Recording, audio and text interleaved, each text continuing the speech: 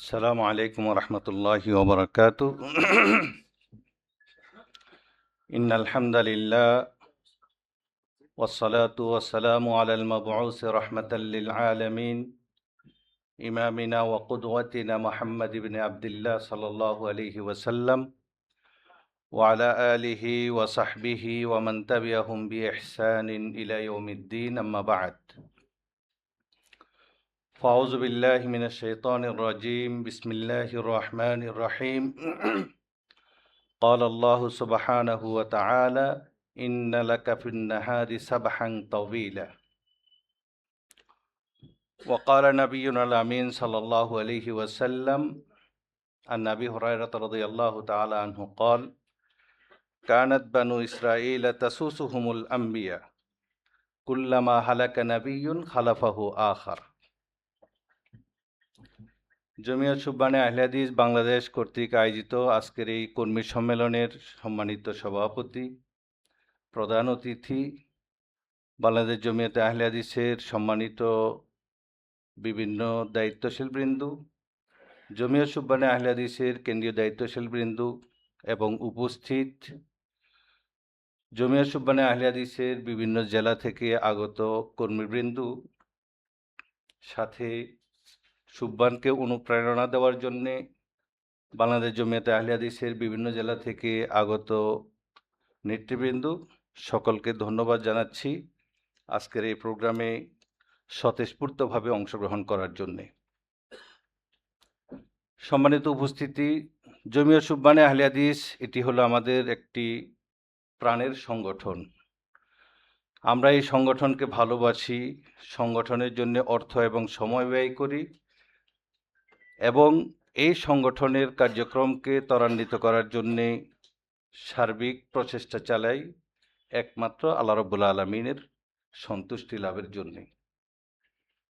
আজকে এখানে যারা আমরা কর্মী হিসেবে উপস্থিত হয়েছি, কেন আজকে এই কর্মী সম্মেলন, আমরা কেন এখানে সমবেত হয়েছি, আমাদের লক্ষ্য উদ্দেশ্যটা কি, আমি সেই ব্যাপারে কিছু কথা বলতে চাই। আল্লাহ রাব্বুল আলামিন আল্লাহ রাসূল সাল্লাল্লাহু আলাইহি ওয়াসাল্লামকে বলছেন, ইন্না লাকা ফিন নাহারি সাবহান তাওয়িলা। আল্লাহ রাসূল সাল্লাল্লাহু আলাইহি ওয়াসাল্লামকে বলছেন, দিনের বেলায় আপনার জন্য রয়েছে সাবহান তাওয়িলা। সাবহান শব্দের অর্থ হলো সাঁতার, তাওয়িলা মানে হলো দীর্ঘ সাঁতার, তার মানে কর্মব্যস্ততার কথা বলা হয়েছে। আমরা যখন কোনো একটা নদী বা পুকুরে যদি সাঁতার দিতে যাই, সেই নদীর এক প্রান্ত থেকে আরেক প্রান্তে, পুকুরের এক সাইড থেকে যদি আরেক সাইড আমরা সাঁতার দিতে যাই, তাহলে সেখানে আমাদের একটা মানসিক শক্তি, শারীরিক শক্তি, ইচ্ছা শক্তির প্রয়োজন আছে যে আমাদেরকে এখানে অতিক্রম করতে হবে। ঠিক একইভাবে আল্লাহ রাসূল সাল্লাল্লাহু আলাইহি ওয়াসাল্লামকে আল্লাহ রাব্বুল আলামিন বলছেন, ইন্না লাকা ফিন নাহারি সাবহান তাওয়িলা। দিনের যে সময়টুকু আছে সেখানে আপনার একটা বিশাল কর্মব্যস্ততা রয়েছে, পরিকল্পনা রয়েছে, সেখানে আপনাকে সেই লক্ষ্যে যাই পৌঁছাইতে হবে। সেইভাবে আল্লাহ রাসূল সাল্লাল্লাহু আলাইহি ওয়াসাল্লামকে আল্লাহ রাব্বুল আলামিন মানসিকভাবে প্রস্তুত করেছেন যে এইভাবে আপনাকে সময় এবং দাওয়াতের কাজে এই সময়টা অতিক্রম করতে হবে। সম্মানিত উপস্থিতি, আজকে আমরা যারা এখানে আছি সুবহানের কর্মী, আমাদের কর্মটা কি, কর্মী সম্মেলনের কর্মীদের কর্মটা কি? আমরা মনে করি আমাদের এই সংগঠন এটি গতানুগতিক কোনো পীরপন্থী অথবা অন্য কোনো সংগঠন নয়। আমাদের এই সংগঠনের প্রত্যেকটা কর্মীর কর্মগুলো হবে আলা বাসীরা, জ্ঞান ভিত্তিক। আমরা যে দাওয়াত দিব, সেই দাওয়াত, সেই সম্পর্কে আমাদের সকলের জ্ঞান থাকতে হবে। এজন্যেই প্রত্যেকটা কর্মীর, আমি মনে করি আমাদের প্রত্যেকের আজকে থেকে আমাদের একটা দৃঢ় প্রতিজ্ঞা নেওয়ার দরকার যে আমাদের সংগঠন সেটি অন্য কোনো জাহেলদের সংগঠনের মতো নয়। আমরা হলাম আলা বাসীরা, জ্ঞান ভিত্তিক, কোরআন এবং সুন্নাহ ভিত্তিক আমরা আমাদের দাওয়াতি কার্যক্রমকে পরিচালনা করি। এজন্য প্রত্যেকটা কর্মীর এখন থেকে আমাদের একটা প্রতিজ্ঞা নিতে হবে যে প্রতিদিন আমাদের যে সিলেবাস আছে, সুবহানের যে সিলেবাস প্রণয়ন করা হয়েছে, আমি অবশ্যই সাহিত্য পড়ব প্রতিদিন কমপক্ষে 1 থেকে 2 ঘন্টা। এটা আমাদের সকলের একটা প্রতিজ্ঞা করা উচিত। কারণ বর্তমানে মানুষকে বোকা বানিয়ে কোনো দিকে নেওয়ার মতো সেই সুযোগ নাই। মানুষ এখন অনেক সচেতন। সুতরাং এই বুদ্ধিভিত্তিক এবং জ্ঞান ভিত্তিক যদি আমরা দাওয়াতি কার্যক্রম পরিচালনা করি, ইনশাআল্লাহ আমাদের এই দাওয়াত খুব দ্রুত অগ্রসর হবে ইনশাআল্লাহ। সম্মানিত উপস্থিতি, এটা হলো আমাদের প্রথম কাজ, যে আমাদেরকে স্টাডি করতে হবে, লেখাপড়া করতে হবে। লেখাপড়া ছাড়া অন্যদেরকে এই আকীদা বিশ্বাসের প্রতি উদ্বুদ্ধ করা কোনোভাবেই সম্ভব নয়। এই জন্যেই আমরা যত বেশি স্টাডি করব, তত বেশি আমাদের দাওয়াতি কাজটা শানিত হবে, আমাদের দাওয়াতি কাজটা তত বেশি কার্যকর হবে। এই জন্য আমরা সকল কর্মীদেরকে আজকের এই প্রোগ্রামের থেকে কর্মসূচি দিচ্ছি যে সকলকেই সুবহানের সিলেবাস প্রতিদিন স্টাডি করতে হবে। সাথে সাথে এই ইসলামিক সাহিত্য যেগুলো আছে সেটার প্রতি আপনাদেরকে উদাত্ত আহ্বান জানাচ্ছি যে এই লেখাপড়া ছাড়া আমাদের সামনে অগ্রসর হওয়ার কোনো সুযোগ নেই। দ্বিতীয় নম্বর বিষয় হলো, আপনাদের আরেকটা কাজ হলো প্রতিদিন আমাদেরকে কমপক্ষে 1 ঘন্টা সময় নির্ধারণ করতে হবে, যে 24 ঘন্টার মধ্যে থেকে 1টা ঘন্টা আমি দাওয়াতি কাজের জন্য আমি ব্যয় করব।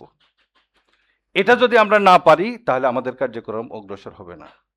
আজকে বাংলাদেশের যে পরিস্থিতি, যেভাবে হানাহানি কাটাকাটি চলছে, হিংস্র প্রাণীর মতো একজন আরেকজনকে যেভাবে খাবলিয়ে খাচ্ছে, এই দেশ এবং জাতিকে এখান থেকে মুক্ত করতে হলে সালাফি আন্দোলনের বিকল্প কিছুই নেই।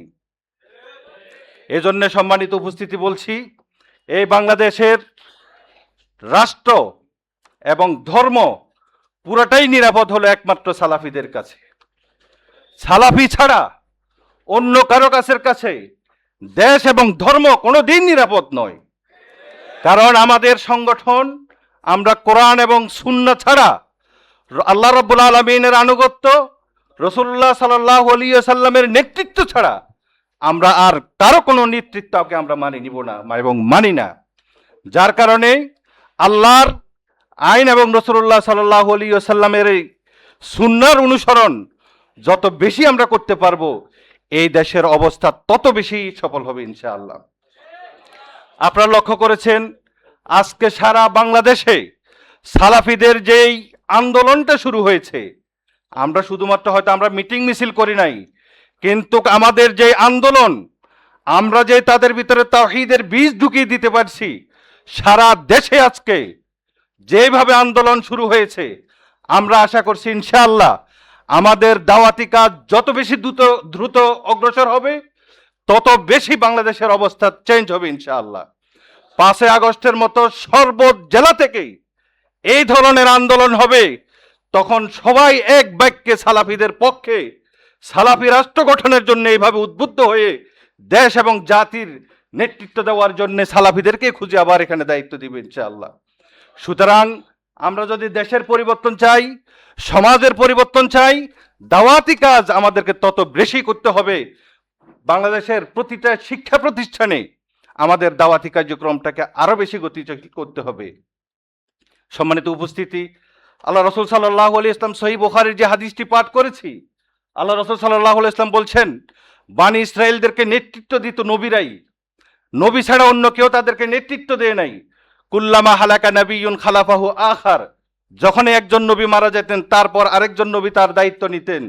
এইভাবে বনি ইসরাইলদেরকে নেতৃত্ব দিয়েছেন হলো নবীদের মাধ্যমে। কিন্তু উম্মতে মুহাম্মাদির এই জাতিকে নেতৃত্ব দিবে আলেমরা, যাদের ভিতরে কোরআন এবং সুন্নাহর জ্ঞান আছে, যারা তাকওয়া ভিত্তিক জীবন যাপন করে, তারাই হলো এই জাতিকে নেতৃত্ব দিবে। সুতরাং সামনের এই নেতৃত্ব, আমাদের এই ফজিলত, আমাদের এই কার্যক্রমের ফজিলত হলো এই জন্যেই, নবীদেরকে আল্লাহ রাব্বুল আলামিন যে দাওয়াতি কাজের জন্য নির্বাচন করেছেন স্পেশালভাবে, সেই দাওয়াতি কার্যক্রমের দায়িত্বটা আজকে আমাদের উপর অর্পিত হয়েছে। সুতরাং আমরা যখন এটাকে আরো গতিশীল করব, দেশ এবং জাতির নেতৃত্ব আমাদের হাতে আসবে, দেশ এবং জাতিকে আমরা সেভাবে নেতৃত্ব দিতে পারবো। দেশ এবং জাতি, ইসলাম আমাদের কাছে নিরাপদ থাকবে ইনশাআল্লাহ। আল্লাহ রাব্বুল আলামিন আমাদের সকলকে জ্ঞান ভিত্তিক, বুদ্ধিভিত্তিক এই সালাফি দাওয়াতকে যেন সামনে অগ্রসর করতে পারি, সেই তৌফিক দান করুক, আল্লাহুম্মা আমিন।